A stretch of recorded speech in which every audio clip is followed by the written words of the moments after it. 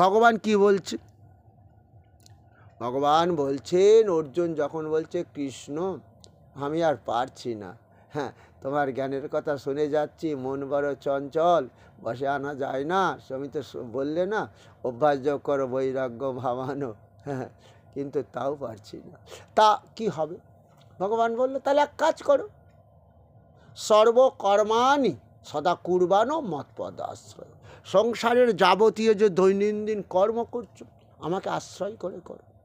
আমাকে আশ্রয় করে মানে জানো, এই যে কর্ম করেছো, কর্ম করে পয়সা তৈরি করেছো, সেই পয়সা দিয়ে গাড়ি বাড়ি রেখেছো, তৈরি করেছো, ব্যাংক ব্যালেন্স করেছো, আপদে বিপদে টাকা তুলবো, বিপদ ব্যবহার করব, নাকি? তা ভালো কথা, কিন্তু তাহলে কি হবে জানো?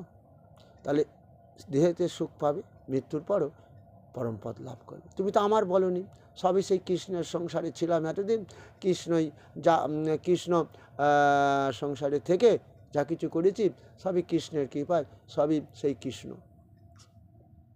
আমি এছাড়া কিছু জানি না। এটাই বলতে পারছো না তো? বলা খুব কঠিন না, কিছুই না, অভ্যাস করো, অভ্যাস যোগ করো, বলতে বলতে সবই কৃষ্ণের। আর সেই ভগবান তো তোমাতে থাকবে, কারণ অর্জুনকে বলছে না, কি অর্জুন?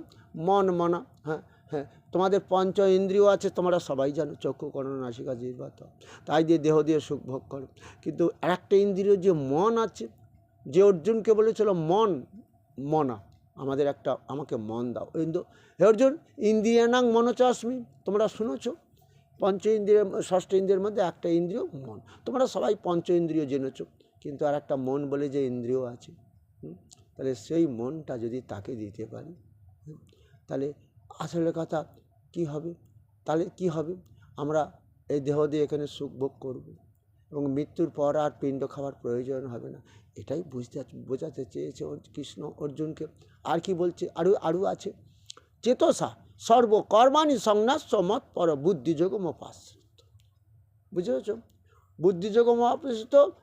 বুদ্ধিযোগমোপাশ্রিত মচ্চিত সরতং ভব মচ্চিত সর্বদুর্গানি মত প্রসাদাত তরিষ্যসি অতচেতমং করণ্য শস্যসি বিনঙ্গ। তিনি বললেন তোমরা ধ্বংস হয়ে যাবে। ধ্বংস মানে এই মনুষ্যকুলে জন্ম নিয়ে এই আবার জন্ম মৃত্যুর অধীন হবে, আবার তোমাদের জন্ম হবে, আবার জন্ম মৃত্যুর অধীন হতে হবে। কিন্তু দেখো চেতনার দ্বারা, বুদ্ধির দ্বারা, জ্ঞানের দ্বারা আমি কৃষ্ণকে জানো, হ্যাঁ এটা ভগবান বললে। এখন জেনে তুমি কি জেনেছো বলো তো? যে তুমি ওই যে আমি বললাম সর্বস্ব চাহং দিদি, তাই বলেছি তো, সমস্ত জীবের হৃদয়ে আমি আছি, অর্জুন কৃষ্ণ আত্মারূপে, তাই তো? তাহলে তোমার মালিক তাহলে নিশ্চয়ই আমি, বোঝা গেল? আবার যদি শুধু তাই নয়, তুমি একজন বড় যোদ্ধা হয়েছো, আমি বড় যোদ্ধা, এই যে আমি বলছো, অনেকে বলে আমি বড় ডাক্তার ইঞ্জিনিয়ার, সব আমি বলে, ভালো কথা, কিন্তু না অর্জুন, এটা ভুল। আমি বলে তো কেউ নেই, এটা মায়া, এই মায়ের জগতে মোহিত হও না। কে তুমি? আমি তোমার দেহের মধ্যে আত্মারূপে আছি, তাই তুমি আমি বলতে পারছো, না থাকলে তোমার মরা তো, দেহ দিয়ে কোনো কথাবার্তা বলতে পারতে? তোমাকে আত্মীয় স্বজন তোমাকে কি রেখে দিত এই ঘরের মধ্যে? পচে গলে গন্ধ হয়ে যাবে, ভূত প্রেত চলে আসবে, দিয়ায় আগে পার করে ওকে, বোঝা যাচ্ছে?